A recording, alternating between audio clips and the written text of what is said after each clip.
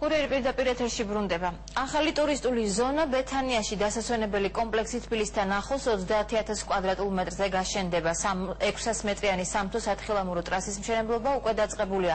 200 მეტრიანი მონაკვეთი გაკეთება სპეციალურად ბავშვებისთვის. მიმდინარე სამუშაოები დღეს თბილისის მერმა ინვესტორთან ერთად დაათვალიერა. ზღვისდონიდან 1378 მეტრზე ბეთანიაში ტურისტული ინფრასტრუქტურის შენება უკვე დაწყებულია. თბილისიდან 18 კილომეტრის დაშორებით თანამედროვე სტანდარტების შესაბამისი სათხილამურო ტრასა და ინფრასტრუქტურა მოეწყობა. პროექტი ქართული ინვესტიციით ხორციელდება და კომპანია რანდევუ ბეთანია სათხილამურო ტრასასთან ერთად 21 ნომრიან სასტუმროს და რამდენიმე რესტორანსაც ააშენებს. თითქმის იგივე ბაგურიანი და ესა 1378 მეტრზე ვართ ახლა ჩვენ ამოსული. არ იქნება პრობლემა თოვლის ხრივ სეზონი. ჩვენ ვფიქრობთ რომ მინიმუმ სამთოს გავსტანთ.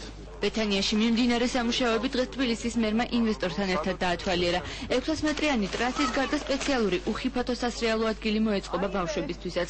დამონტაჟდება თანამედროვე სტანდარტების შესაბამისი 2 საბაგირო. ეს იქნება შესაძლებლობა თითოეული თბილისელისთვის სამსახურის მერე ამოვიდეს და ისვენოს, ისრიალოს აიდგას ესე თქვათ ფეხით ხილამურზე, რაც მოგცემს შესაძლებლობას თქვათ 5 წლის მანძილზე არა 7000 აქტიურად მოსრიალე ადამიანი იყო საქართველოში, არამედ 50 და 70000, რაც უკვე შემდეგ იმ კურორტების დატვირთვას გაზრდის და მათ მნიშვნელობას, რომელსაც ჩვენ ახლა პარალელურად ვანვითარებთ. კარგი ტრასა არის, დიდი ხანია მოსრიალები, მე მგონი უკვე 4 წელია და მოუწევს თბილისთან ახლოს რო არის, აღარ მოგვიწევს ბაკურიაში სიარული და შაბათულას არ მოვალ ხოლმე. ახალი სათხილამურო ტრასა ადგილობრივი მოსახლეობისთვის ახალ სამუშაო ადგილებს შექმნის.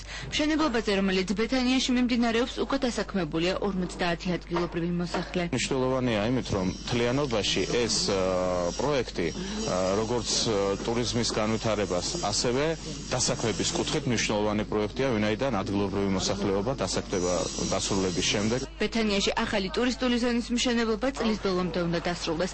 ამ დროისთვის სათხილამურო ტრასა და საავტომობილო მაგისტრალი მიმდებარე ტერიტორიაზე მთლიანად განადგება.